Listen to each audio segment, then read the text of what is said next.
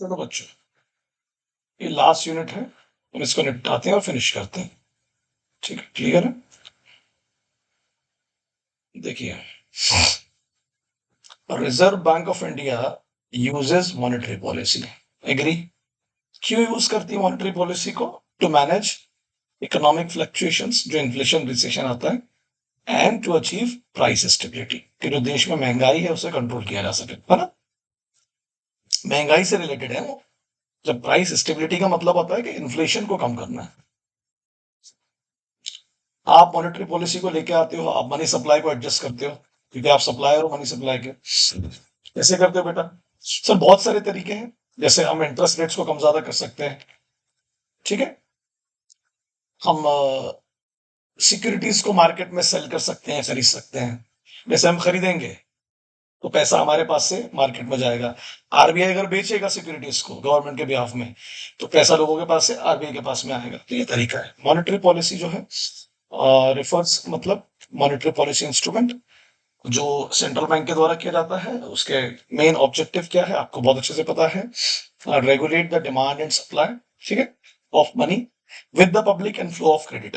जो पैसा पब्लिक के पास में है और जो क्रेडिट दिया जा रहा है बैंकों के द्वारा, उसे मैनेज करना। मॉनेटरी पॉलिसी जो है सेंट्रल बैंक के दो एक्शंस की बात करती है। एक होता है डायरेक्ट एक्शन, जिसमें आप मनी सप्लाई को डायरेक्टली कंट्रोल करते हो, और एक होता है इनडायरेक्ट, जिसमें आप डिमांड फॉर मनी को मतलब पब्लिक को इम्पैक्ट करते हो। ठीक है, जैसे डायरेक्ट एक्शन का मतलब क्या हो जाएगा बेटा, लिख लेना आप लोग। नोट्स को प्रिंट करना, है ना? सीआरआर को बढ़ाना। What is CRR? Cash reserve ratio, open market operation, ये डायरेक्ट कंट्रोल है ना? या लॉजिकली बोलेंगे डायरेक्टली मतलब हाई पावर्ड मनी को मैनेज करना, मॉनेटरी बेस को कंट्रोल करना, पैसे के साथ खेलना डायरेक्ट। इनडायरेक्टली का मतलब क्या होगा? इंटरेस्ट रेट्स कम ज्यादा करना, जिससे डिमांड फॉर मनी पे फर्क पड़ेगा, है ना? Indirectly interest rate.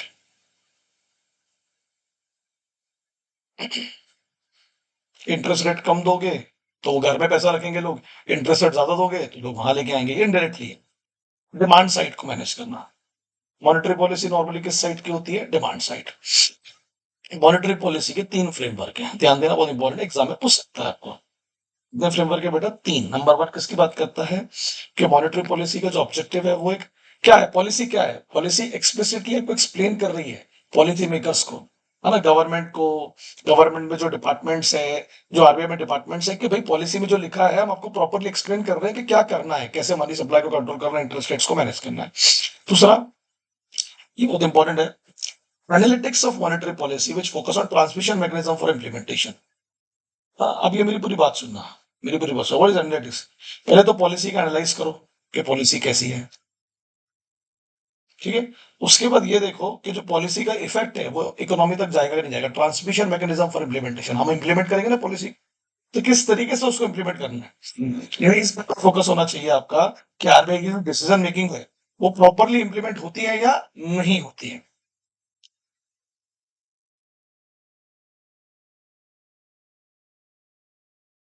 ना? या लोगों तक अपने डिसीजन को कैसे पहुंचाएगा आरबीआई, दैट इज मैकेनिज्म, तरीका क्या है उनका, ऑपरेटिंग प्रोसीजर क्या कहती है।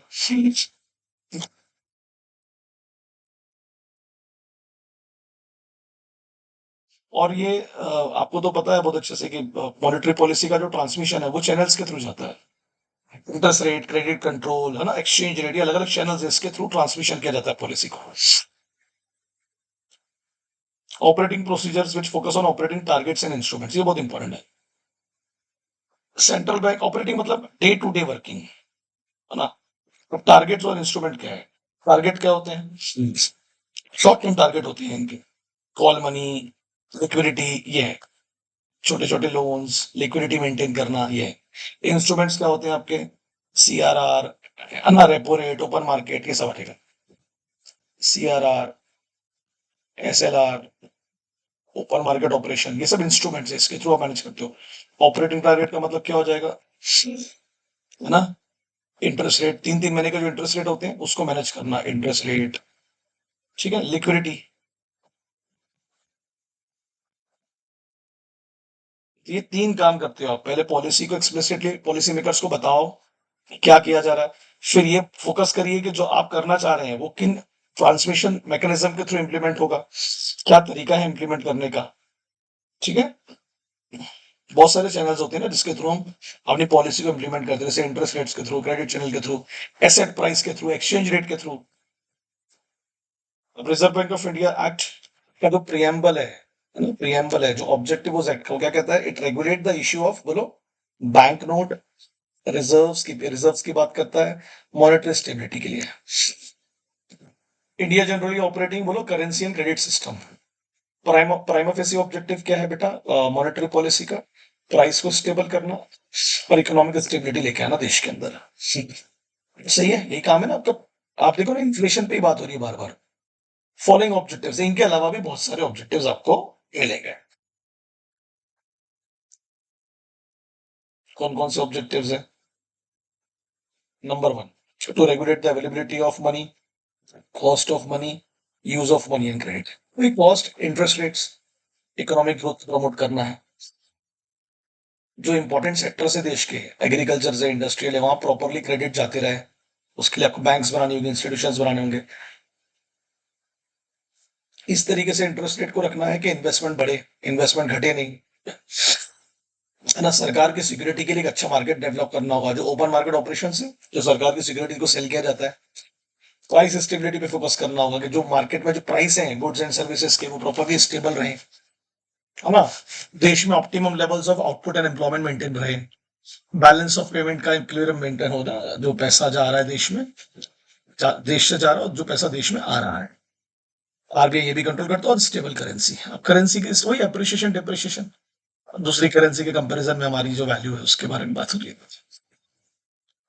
अब इसमें कुछ कॉन्फ्लिक्शन है, देखते हैं क्या बोल रहा है, ध्यान देना। अगर आप कंट्रोल करोगे किसको, तो इन्फ्लेशन कंट्रोल करने के लिए आप क्या करते हो बेटा, इंटरेस्ट रेट को बढ़ाते हो, एग्री करते हो। इंटरेस्ट रेट बढ़ेगा तो लोग क्रेडिट लेना कम कर देंगे, लोग क्रेडिट लेना कम कर देंगे तो इन्वेस्टमेंट कम होगा, इन्वेस्टमेंट कम होगा तो प्रोडक्शन कम होगा, तो इससे तो बेरोजगारी आएगी ना। तो उसमें तो कॉन्फ्लिक्टिंग हो गया ना, कि आप इन्फ्लेशन कंट्रोल कर रहे हो बट उससे क्या जनरेट होगा, अनएम्प्लॉयमेंट। ठीक है, तो ध्यान से करना है अपने को कि कॉन्फ्लिक्शन ना हो, अगर इन्फ्लेशन भी कंट्रोल हो जाए और साथ में दोनों बेरोजगारी भी ना आए। ये एनालिटिक्स है मॉनेटरी पॉलिसी के, ये जो हम लोग पढ़ रहे हैं, दीज आर द एनालिटिक्स। ठीक है, क्या कहते हैं एनालिटिक्स, समझने की कोशिश करते हैं हम लोग।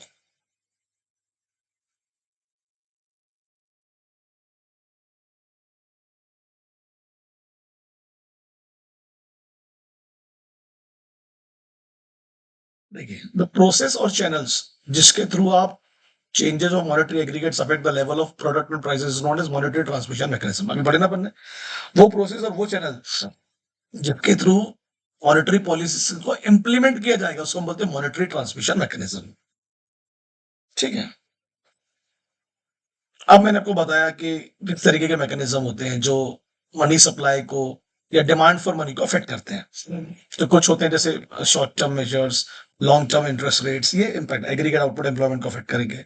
तो बेसिकली क्या पढ़ रहे हैं हम लोग, देखो क्या उल्टा उल्टा लिखा है ना, changes to monetary policy affect interest rate, ऐसी पॉलिसी बनाओ जो इंटरेस्ट रेट को अफेक्ट करे। और जब इंटरेस्ट रेट अफेक्ट होगा तो क्या क्या क्या चेंजेस आएंगी, इकोनॉमिक एक्टिविटी एंड इन्फ्लेशन। तो पॉलिसी ऐसी होना जो इंटरेस्ट रेट को अफेक्ट करे, और इंटरेस्ट रेट में ऐसे चेंजेस आने चाहिए जो किसको अफेक्ट करे, इकोनॉमिक एक्टिविटी एंड इन्फ्लेशन। अब अलग अलग चैनल्स हैं, अलग अलग चैनल्स हैं, इसको समझने की कोशिश करते हैं। ठीक है,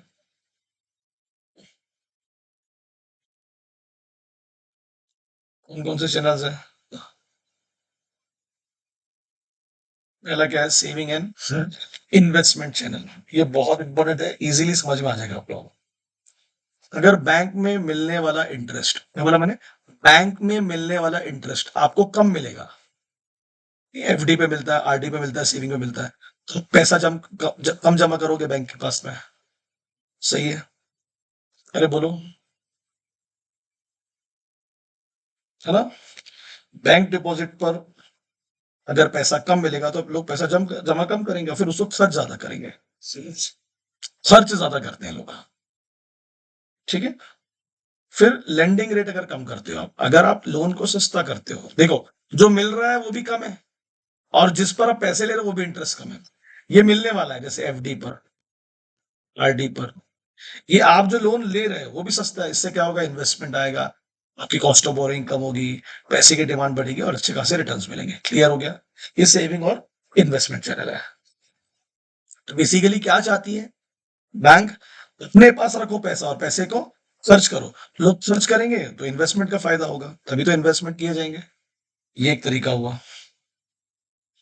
क्या बात जो कैश फ्लो पे, कैश फ्लो क्या बोलता है, बहुत इंपॉर्टेंट है, बहुत बहुत ज्यादा इंपॉर्टेंट है। अगर लोन का ईएमआई कम है तो लोगों के पास पैसा ज्यादा बचेगा। देखो, अगर लेंडिंग रेट्स कम है, इंटरेस्ट रेट्स कम है, दिख रहा है, तो जो कैश है वो आपके पास में ज्यादा बचेगा, उनके पास ज्यादा डिस्पोजेबल इनकम बचेगी। ये समझ में आ गया क्या बोला आपको? देखो, लेंडिंग रेट्स कम है तो डिपॉजिट का पैसा कम आएगा बैंक के पास में, क्योंकि लोग ज्यादा पैसा अपने पास बचा लेंगे। है ना? क्लियर है कि नहीं क्लियर है? इसके दो अपोजिट डायरेक्शन में इफेक्ट हो रहे हैं। Reduction in the interest rate, अगर आपने लोन मतलब इंटरेस्ट रेट कम किया है तो लोग ज्यादा खर्च करेंगे, पैसे में ज्यादा खर्च करेंगे ना। Increase spending in the Indian economy through channel. Opposite effect होगा, बोलना मत। बट अब आप बोलोगे सर ये तो इसमें दिक्कत हो जाएगी ना, बहुत इंपॉर्टेंट चीज बता रहा हूं आपको मैं। इसमें से दोनों में से इम्पैक्ट किसका ज्यादा होगा? ऊपर वाले का इम्पैक्ट ज्यादा होगा। अब अगर ईएमआई कम हो जाएगी ना, ईएमआई जो इलेक्ट्रॉनिक इक्विटेड मंथली इंस्टॉलमेंट, तो उससे ज्यादा फर्क पड़ेगा, लोगों के पास ज्यादा कैश अवेलेबल होगा, जो लोग ज्यादा खर्च करेंगे, डिस्पोजेबल इनकम ज्यादा बचेगी। ठीक है। उसके बाद में एसेट प्राइस और वेल्थ चैनल, ये बहुत इंपॉर्टेंट है। देखो, अगर इंटरेस्ट रेट लोअर है और support cash price by encouraging demand for assets than debt instruments. Higher asset price also increase the, देखो, अगर इंपॉर्टेंट चीजें बताता हूं आपको मैं। अगर आपको बैंक से इंटरेस्ट रेट कम मिल रहा है तो आप कहां पैसे लगाओगे? बोलो। अगर आपको बैंक से इंटरेस्ट रेट कम मिल रहा है तो आप कहां पैसा लगाओगे? एसेट में। मैं एसेट खरीदना स्टार्ट कर दूंगा तो पैसा वहां चले जाएगा। क्लियर है कि नहीं क्लियर है? Higher asset price also increase the equity of asset, value बढ़ेगी उससे। अब वो एसेट्स की वैल्यू बढ़ेगी तो वही एसेट्स को आप गिरवी रखोगे बैंक के पास लोन लेने के लिए, तो पैसा आपके लिए लेना आसान हो जाएगा। आपने समझा कैसे बोला? अगर बैंक में इंटरेस्ट कम है तो आप अपना पैसा कहां लगाओगे? हाउसिंग में और इक्विटीज में इन्वेस्टमेंट करोगे, रेदर देन डेट इंस्ट्रूमेंट। फिर वो इन्वेस्टमेंट आपकी एसेट क्रिएट करेगा, वही एसेट को आप यूज करोगे लोन लेने के लिए। समझा? और जब इन्वेस्टमेंट लोग करते हैं तो वो लोगों की क्या जनरेट होती है उससे? वेल्थ। सही है? ये हो गया एक। समझ रहे हैं ना मैं क्या बता रहा हूं आप लोगों को? इजीली जा रही ना दिमाग में चीजें? एक्सचेंज रेट चैनल, ये फॉरेन इन्वेस्टर्स का देख, अब मेरी पूरी बात सुनना। अगर फॉरेन इन्वेस्टर्स को इंडिया में कम इंटरेस्ट मिलेगा, देख क्या लिखा है, इंटरेस्ट रेट जो है वो गिरा है हमारे यहाँ पर, तो क्या करेगा फिर? वर्ल्ड के कंपैरिजन में हमारे इंटरेस्ट रेट गिरा है, तो जो फॉरेन इन्वेस्टर है वो तो पैसा लेके निकल जाएंगे ना। ये देखो, दिख रहा है, ये अपना पैसा शिफ्ट कर लेंगे कोई और फॉरेन एसेट्स में, है ना। Reduction in interest rate results in lower exchange rate, making foreign goods and services more expensive.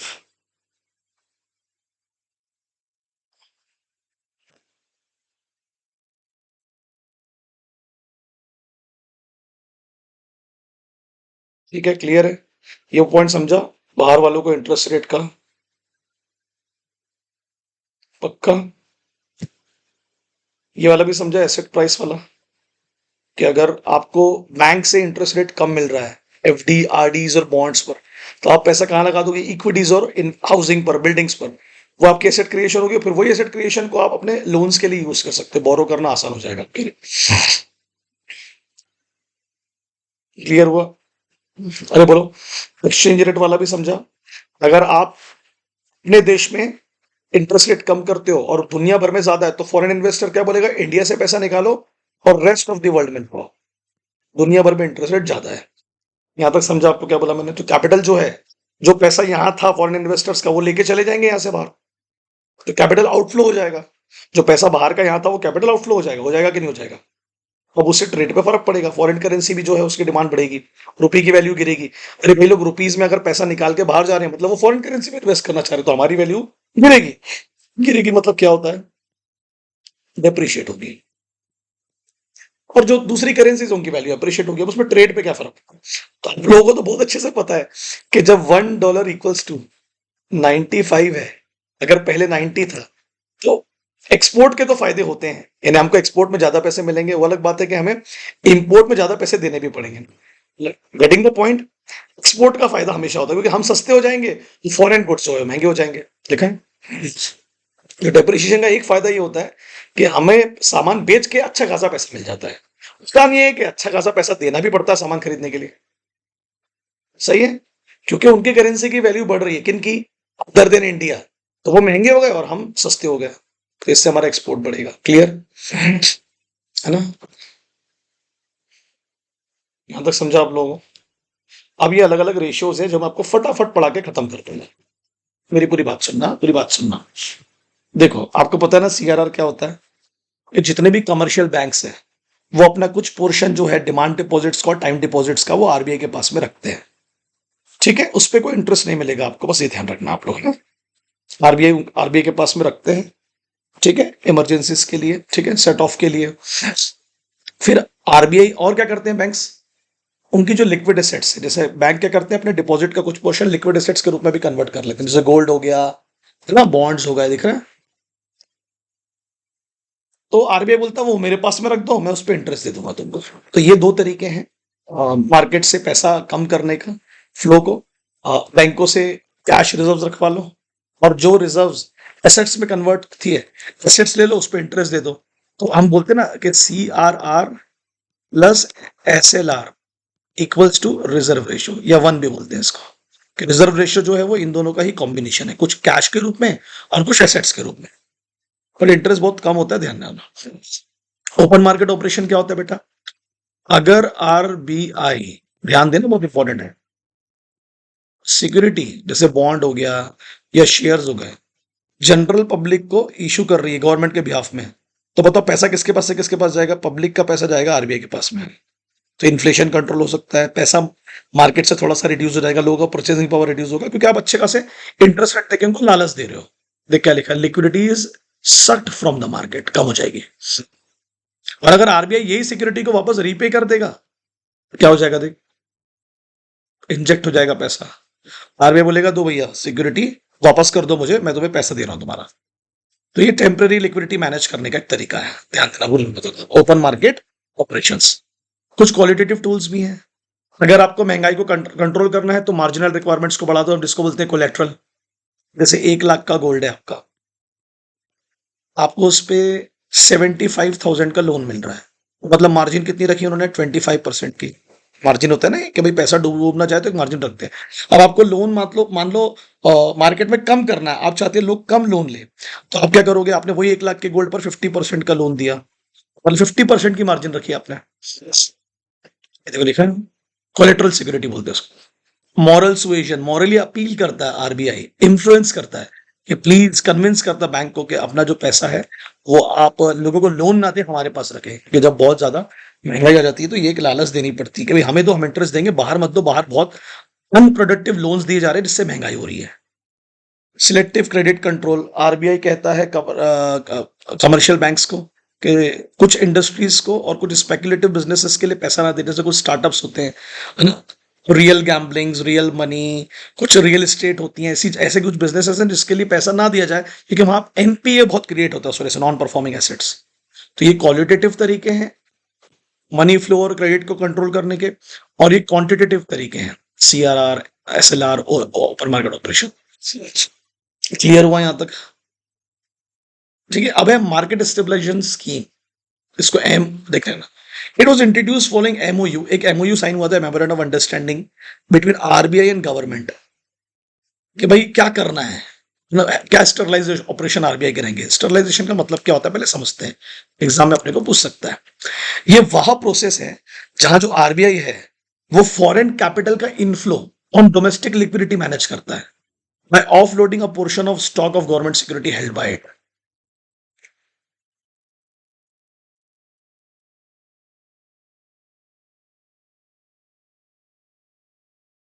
पानी पी रहा हूँ यार, एक सेकंड।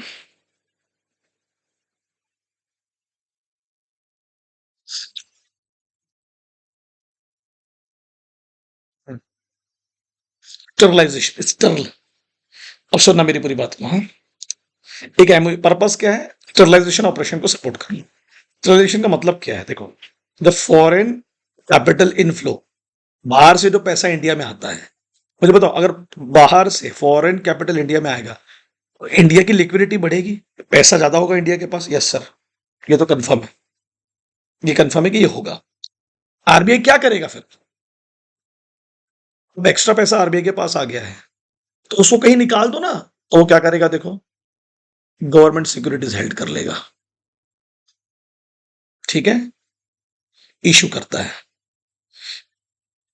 लोगों की सिक्योरिटी खरीदना स्टार्ट कर देता है, तो मार्केट में एक्स्ट्रा पैसा जाएगा, जाएगा, स्टरलाइज मार्केट में और पैसा फ्लो होगा। ठीक है, government borrows from RBI, issue treasury bills, absorb access liquidity. मेरी पूरी बात सुनना, मैंने क्या बोला आपको, मेरी पूरी बात सुनना। ज्यादा पैसा किसके पास आया? आरबीआई के पास, क्योंकि फॉरेन कैपिटल बहुत आया है, ठीक है। फॉरेन कैपिटल आएगा तो क्या होगा? आरबीआई के पास रिजर्व बढ़ेंगे, रिजर्व बढ़ेंगे तो जबरदस्ती लोन कैपेसिटी बढ़ेगी, तो गवर्नमेंट क्या बोलेगी? देखना, पूरी पूरी पूरी बात सुनना। गवर्नमेंट क्या बोलेगी? एक्स्ट्रा पैसा ना जाए मार्केट में, एक्स्ट्रा पैसा रहेगा तो इन्फ्लेशन आएगा, तो गवर्नमेंट बोरो कर लेगी, किससे? आरबीआई से, वो पैसा, कि अब हमें दे दो वो पैसा, क्या इशू करके? Treasury bills and debt securities. तो वो जो आरबीआई के पास एक्सेस लिक्विडिटी आई थी फॉरेन कैपिटल से, वो अपने आप क्या हो जाएगी? कम हो जाएगी। तो ये एमओयू साइन हुआ है कि जब जब ऐसा होगा, आरबीआई से गवर्नमेंट, है ना, आरबीआई से गवर्नमेंट वो पैसा, बोलो, ले लेगा, शॉर्ट टर्म बिल्स और शॉर्ट टर्म सिक्योरिटी के नाम।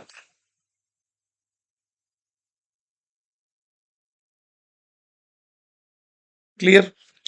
ये अच्छा क्वेश्चन था। अब आ जाओ आप लोग, जितना पैसा लेता है उससे ज्यादा लेगा, हाँ, bank, government, normal government. Fix rate है, fix rate, repo rate quoted for sovereign security in the overnight segment of alia which considered. समझाता हूं मैं आपको क्या है ये फिक्स रेट वाला फंडा जो है। ये बहुत इजी है, ठीक है।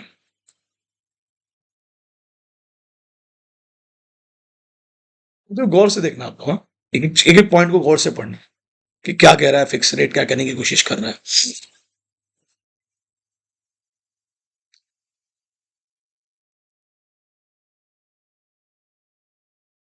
बैलेंस लिक्विडिटी को फॉलो करता है ना। फिक्स रेट को हम लोग रेपो रेट्स भी कहते हैं, दैट इज रीपर्चेज रेट। अब मेरी पूरी बात सुनना, जब एग्रीगेट डिमांड को अगर आरबीआई कंट्रोल करना चाहता है तो वो शॉर्ट टर्म इंटरेस्ट रेट्स को ऊपर नीचे करता है। क्लियर है ना? देख क्या लिखा है बेटा, आरबीआई को अगर लोगों के लिए पैसा लेना और ज्यादा एक्सपेंसिव बनाना है तो आपको इंटरेस्ट रेट्स को बढ़ाना पड़ेगा। क्लियर है? क्या लिखा है? तो क्या करते हैं, देखो, इंटरेस्ट रेट को इंक्रीज करते हैं। तो जब बैंक के लिए ही पैसा लेना महंगा हो जाएगा तो लोगों के लिए बैंक से पैसा लेना महंगा हो जाएगा, और अगर वो उसको चीपर करना चाहते हैं तो वो इंटरेस्ट रेट्स को रिड्यूस करेंगे। इंटरेस्ट रेट रिड्यूस होंगे तो बैंक पे इंटरेस्ट कम लगेगा, कमर्शियल बैंक पे इंटरेस्ट कम लगेगा तो तुम्हारे और मेरे लिए इंटरेस्ट कम हो जाएगा, तो लिक्विडिटी बढ़ जाएगी। रेपो रेट ना, शॉर्ट टर्म इंटरेस्ट रेट कहते हैं, क्या बोलते हैं? Short term interest rate. Bank rate, ये लॉन्ग टर्म के लिए जब आरबीआई फंड्स देता है बैंक्स को, ठीक है। बैंक रेट के थ्रू कंट्रोल करना थोड़ा मुश्किल है बिकॉज लॉन्ग टर्म है। मोस्टली रेपो रेट्स को ज्यादा यूज किया जाता है क्वार्टरली, 3-3 महीने के हिसाब से। हम इसको लिक्विडेटेड एडजस्टमेंट फैसिलिटी भी कहते हैं रेपो रेट को, ठीक है। ये बेसिकली पेनल्टी है जो बैंक पर लगाई जाती है अगर वो एसएलआर और सीआरआर मेंटेन नहीं करेंगे। पेनल्टी के रूप में ये इंटरेस्ट रेट लगाया जाता है, बैंक रेट वाला। रेपो रेट मतलब बहुत इजी है बेटा, जब आरबीआई लोन देता है कमर्शियल बैंक, और रिवर्स रेपो रेट का मतलब क्या होगा बेटा? जब आरबीआई लोन लेता है या लोन पैसा देता है कमर्शियल बैंक को, ठीक है, ओके, दोनों को मिलाएंगे तो 1। देखो ना, repo rate -1 equals to reverse repo rate, ये फॉर्मूला है, भूलना नहीं है आपको। यहां तक क्लियर हुआ आप लोगों को?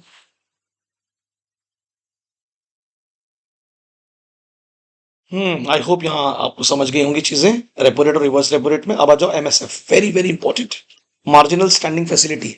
ये पेनल्टी रेट है जो सेंट्रल बैंक लैंड करता है ना, अदर देन अदर रेट, मतलब जो रेपो रेट्स लगाए जा रहे हैं उसके अलावा मैक्सिमम 1% की पेनल्टी है। देख फॉर्मूला भी लिखा हुआ है। रेपो रेट तो लगाया जाएगा, जैसे मान लिया रेपो रेट 4% का है, प्लस वन, यहाँ वन का मतलब 1% ले लेना। तो नॉर्मली ये एडिशनल इंटरेस्ट रेट या पेनल्टी कितनी होती है? 1% होती है नॉर्मली। कितनी होती है नॉर्मली? 1%। जितना लग रहा है इंटरेस्ट रेट उससे थोड़ा ज्यादा लगाया जाता है, just to control the market. ठीक है, इसको बोलते हैं मार्जिनल स्टैंडिंग फैसिलिटी। एडिशनल वाला इंटरेस्ट रेट लगाना, एडिशनल वाला, अदर देन रेपो रेट। ये मॉनेटरी पॉलिसी फ्रेमवर्क है, ये आया है आपका 34 में 27/2016। इसमें मॉनेटरी पॉलिसी फ्रेमवर्क एग्रीमेंट बनाया गया है। नई मॉनेटरी पॉलिसी कमेटी बनाई गई है, गवर्नमेंट और आरबीआई के बीच में एग्रीमेंट हुआ है। इन्फ्लेशन को कैसे कंट्रोल किया जाएगा, प्राइस स्टेबिलिटी को, है ना। इसमें कुछ अनाउंसमेंट किए गए, ऑफिशियल टारगेट इन्फ्लेशन टारगेटिंग के बारे में बताया गया है। इन्फ्लेशन टारगेटिंग क्या होती है थोड़ा समझाने की कोशिश करता हूं मैं। और एक उर्जित पटेल के अंदर एक कमेटी बनी थी, उन्होंने सजेस्ट किया था कि आरबीआई अबेंडेंट मल्टीपल इंडिकेटर वाली जो पॉलिसी थी वो आपने खत्म कर दी है, और अब आप लेके आ रहे हो क्या है, बोलो, inflation target policy. Inflation target policy क्या होती है मैं आप लोगों को थोड़ा बताने की कोशिश करता हूं। अब अज्यूम कर लेते हैं बेटा, फॉर एग्जाम्पल के तौर पर कि जो इन्फ्लेशन है, अज्यूम कर लेते हैं वो 3% से बढ़ रहा है, 3% से हर साल महंगाई बढ़ रही है। ठीक है,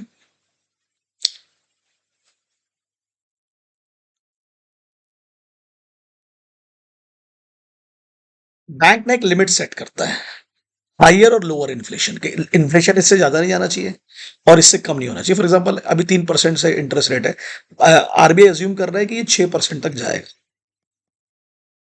क्लियर है, तो ये हो गई मिनिमम लिमिट, ये हो गई मैक्सिमम लिमिट। इससे ऊपर नहीं जाना चाहिए, इससे कम नहीं होना चाहिए। बहुत कम हो जाएगा मतलब फिर देश में प्रोडक्शन ही नहीं हो रहा है, चीजें कुछ कोई इकोनॉमिक एक्टिविटी नहीं हो रही, और इससे ज्यादा नहीं होना चाहिए, मतलब फिर महंगाई की तरफ चले जाएंगे आप। ठीक है, हायर इन्फ्लेशन में भी नहीं जाने जाना है, लोअर रिसेशन में भी नहीं जाने जाना है। तो ये टारगेट सेट कर लेते हैं। अब एक रेंज बना लेते हो, रेंज क्या होगी? 3% और 6%। 3 से 6% को हम लोग बोलेंगे टॉलरेबल, इतना हम झेल सकते हैं। इससे कम नहीं होना, नहीं तो देश दुर्गति में चले जाएगा। इससे ज्यादा नहीं होना, नहीं तो बहुत ज्यादा महंगाई हो जाएगी। समझा मैंने क्या बोला? तो टॉलरेट लेवल का मतलब क्या हो जाएगा? Maximum acceptable inflation. Maximum acceptable inflation देखो लिखा ना, ये पॉइंट लिखे वहां।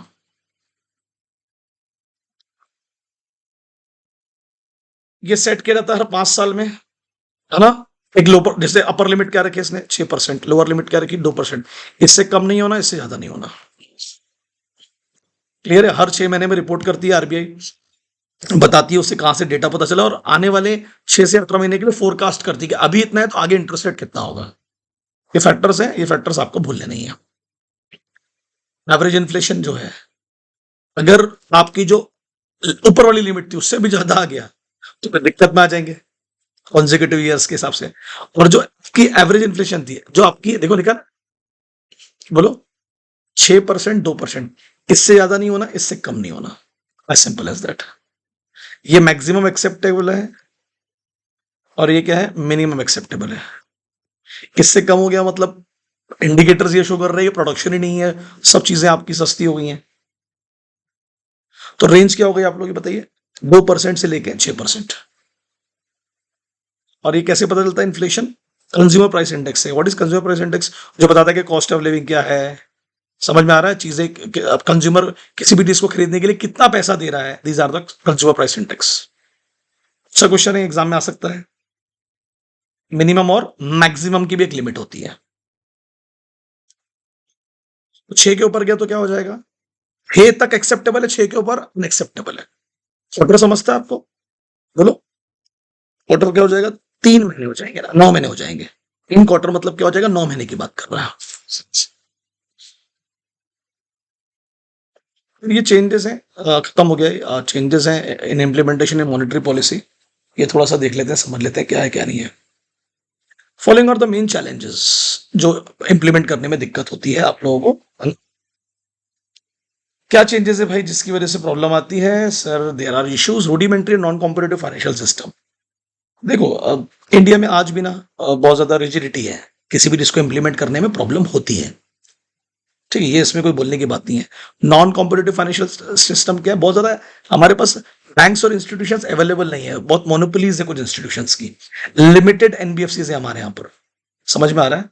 और इनकी रूरल एरियाज तक तो रीच है भी नहीं। एक तो बहुत ज्यादा रिजिड सिस्टम है, रूडिमेंट्री है, नॉन कॉम्पिटिटिव है, बहुत ज्यादा ऑप्शंस लोगों के पास में है नहीं। कुछ ही प्लेयर्स है जो मैनेज कर रहे हैं चीजों को, कुछ ही बैंक्स है जहां पर इनोवेशन है, हर बैंक में नहीं मिलेगा आपको।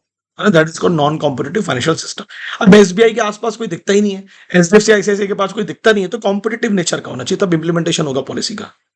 बहुत रिजिड है। क्लियर हो गया? अब बोलता है lack of integrated money and inter bank market. पहले बताओ इंटीग्रेटेड मनी मार्केट क्या होता है? कि जहां पर पूरे देश में जो फाइनेंशियल सिस्टम है वो कंट्रोल्ड है, कनेक्टेड है एक दूसरे से। मगर हमारे यहाँ तो आपको पता है अर्बन रूरल डिसकनेक्टेड है, हर जगह पे इंटरेस्ट रेट डिफरेंट डिफरेंट है, ना बैंक्स कनेक्टेड है ना मार्केट कनेक्टेड है। सिटीज में अगर इंटरेस्ट रेट हमको पता है 6 से 7% है, तो गांव देहात में 20-25% हो जाता है, बिकॉज वो मनी लेंडर्स बैठे हैं।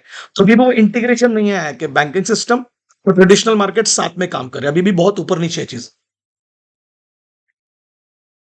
और इंटरबैंक का मतलब क्या होता है? बैंक जब आपस में पैसे का लेन देन करता है, इसमें भी अभी कमी है, अभी इतना चालू नहीं हुआ, बैंक अभी भी इतना लेन देन आपस में नहीं करते हैं। यहाँ तक क्लियर हो गया? फिर अनसर्टिनिटीज है, इंटरनल एक्सटर्नल सोर्सेज, आपको तो पता है जब वॉर चल रहा है, आपको हमें नहीं पता देश दुनिया में क्या होगा क्या नहीं होगा। लोग कहते हैं कि ये ऑटोनोमस है, बट अभी भी लोग सवाल खड़े करते हैं कि नहीं सरकार शायद इन्वॉल्व होती है। तो अभी भी एक प्रश्न चिन्ह है सेंट्रल बैंक की ऑटोनॉमी को लेके, इंडिपेंडेंस को लेके। और आपका बजट और मॉनेटरी पॉलिसी के बीच में कोऑर्डिनेशन होना बहुत जरूरी है। मॉनेटरी पॉलिसी बोल रही है कि इंटरेस्ट रेट को बढ़ाओ, हमें कंट्रोल करना है, किसको? इन्फ्लेशन को। और आप यहां पर टैक्स माफ कर रहे हो, तो फिर वो नहीं हो पाएगा ना। Getting the point? तो ये कॉन्फ्लिक्शन आ सकता है। These are the challenges that is going in front of implementation of monetary policy। ठीक है बेटा, ये आप प्लीज ध्यान से पढ़ेंगे, ये अच्छे से पढ़ाया सुना है, जो चीजें मैंने बोली हैं लिखी नहीं है वो उसको लिख लेना। ठीक है, जहां कुछ लगेगा एक बार पूछ लेना। क्लियर? डन? लिबर्टी, कोई भी खरीद सकता है, कोई भी बेच सकता है, कोई कंट्रोल नहीं है। चलो खत्म करो, फिनिश करो इस यूनिट को ना।